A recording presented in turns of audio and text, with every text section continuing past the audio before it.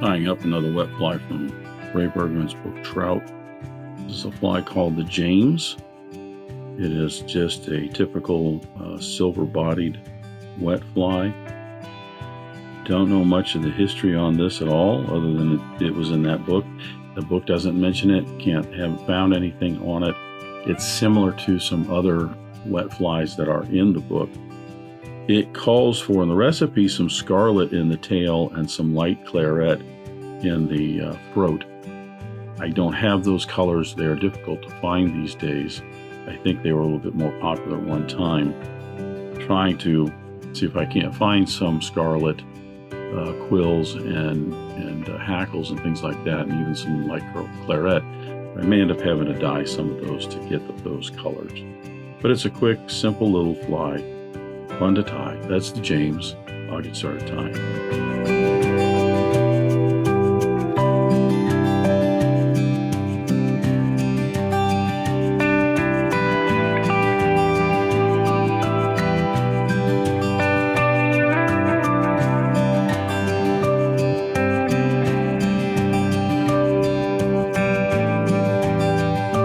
I'll start the James with my hook and the vise. This is a Mustad 33.99 in a size 6. This is a standard wet fly hook, kind of the same shape as a traditional wet fly hook, meaning that it's a little bit heavier wire, the length of the hook shank. If this were a nymph, it would be like a 3906B, something like that. Streamer, usually your streamer hooks are going to be a longer shank than this one is. But this is wider than your traditional nymph hooks, the gap on it. So it's just a more or less traditional wet fly hook. Go ahead and debarb the hook there. And I'm going to attach my thread. For thread, I'm using a Danville 70 denier in black. The body is a tinsel body on this, so I don't have to worry about darkening that up. There is a tail on this of some Scarlet Goose quill. I'm actually using some red Goose quill. I do not have Scarlet. I have not been able to find any Scarlet. I don't even know that any manufacturers make Scarlet. I might have to get some white ones and do some dyeing to get the actual Scarlet color. But as I said, I'm going to use some Goose quill for this. I've got some red Goose quills here. For the tail, you only want 3 to 4 of the barbs for the tail. I'll go ahead and get my left side. I got my right side. I'll match those up. Peel that off. I want to get my tips even. I think I have on the far side, it's a little bit wider. Yeah, I got one barb too many. Sometimes these old eyes, this stuff kind of plays tricks on it. Once you get that lined up. Actually, they are the same. Okay. So, if you had 5 barbs, that's fine. I would at least have 4 to 5, even 6 if you want a little bit heavier. I'm going to tie that in so I usually go from the end of the shank to the front of the hook on these, just a little bit longer.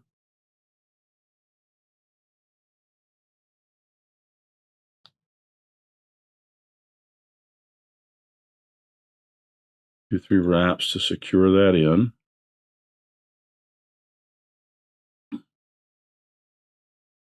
I'm going to go a little bit longer with that.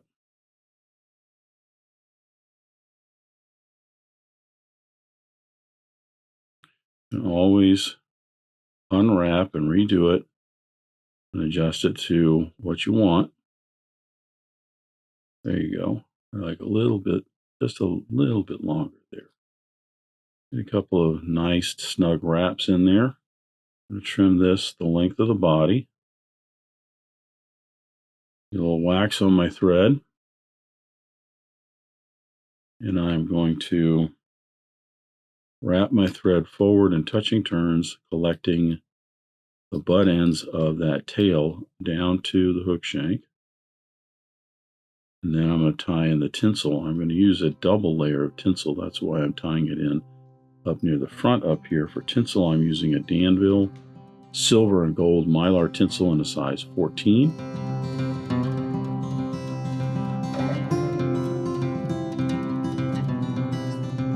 I'm going to tie this right up here with the gold side up, and that's because it will flip over to the silver side as I wrap that back in.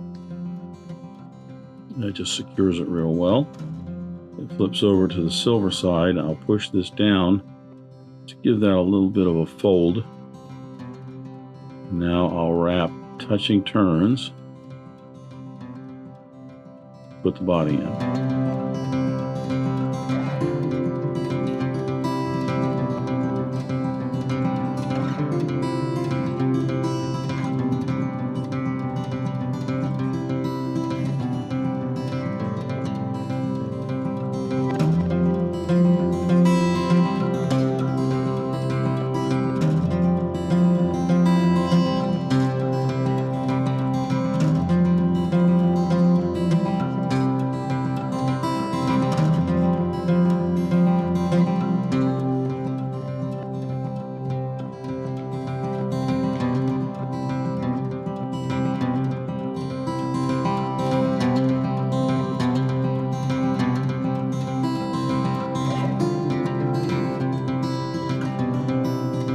Away the excess.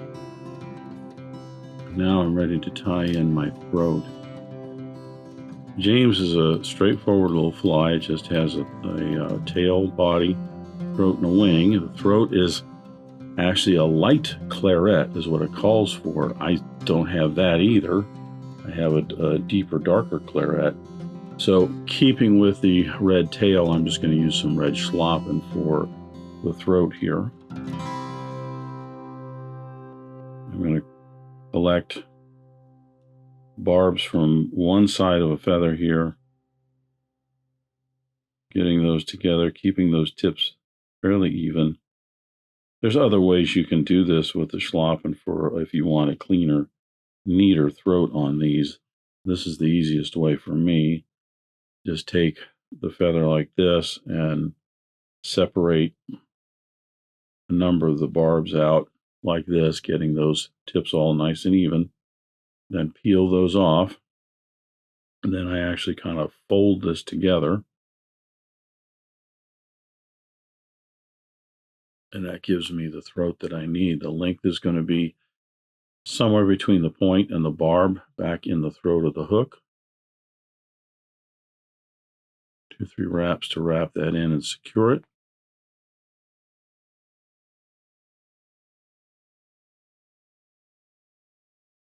Trim away the excess, and then I'll smooth this area up for tying in our wing. The wing is just some brown mottled turkey, or you could use the recipe calls for some bittern also if you want. This is a little bit lighter Ozark tail. It's not real light, but this one side is kind of nice and dark, and it's got some darker browns in it, so that's what I'm going to use. Again, I've trimmed off, cut out my slips. I have my left, and now I match up my right. Get both of those off of there. Match up the tips first.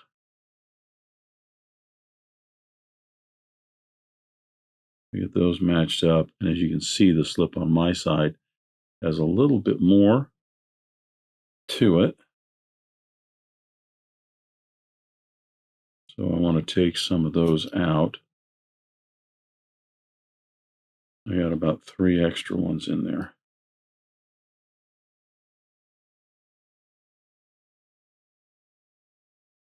I'm going to tie that in so the tip is about down to the middle point of the tail.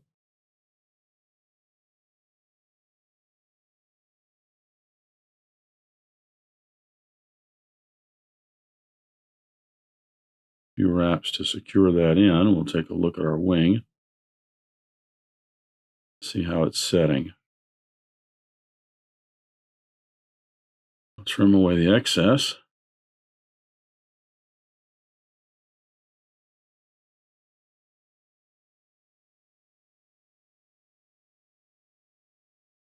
Now I'll cover up those butt ends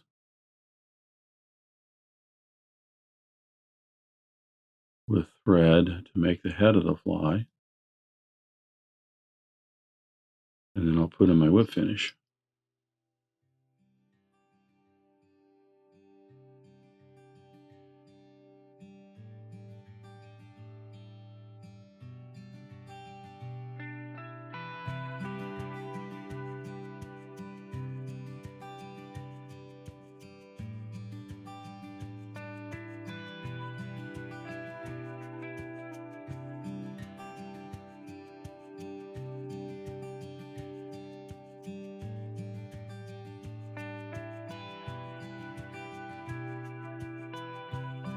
So I'll put some head cement on here, and then I'll come back with a couple coats of clear lacquer and then some black lacquer to give this a nice glossy head to it.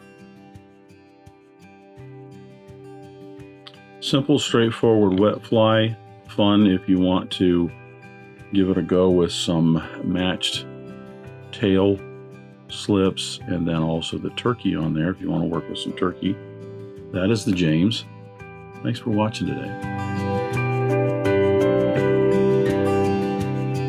Thank you for joining me at the Vise today. I hope you learned a new pattern, at least a tip or trick here and there. If you'd like to help Dress Irons, you can like, comment, share, subscribe, all those wonderful things for the video. You can also head out to dressedirons.com where you can buy flies, tools, stickers, and merch, or you can join a growing community over on Locals at the Dressed Irons Fly Tying Guild. You can also donate to Dressed Irons if you want through the link at the bottom of the description. I thank everybody for their ongoing support, as it really does help the creation of these videos. And what's important is to remember, only fly tying. If you're not having fun, you're doing it wrong.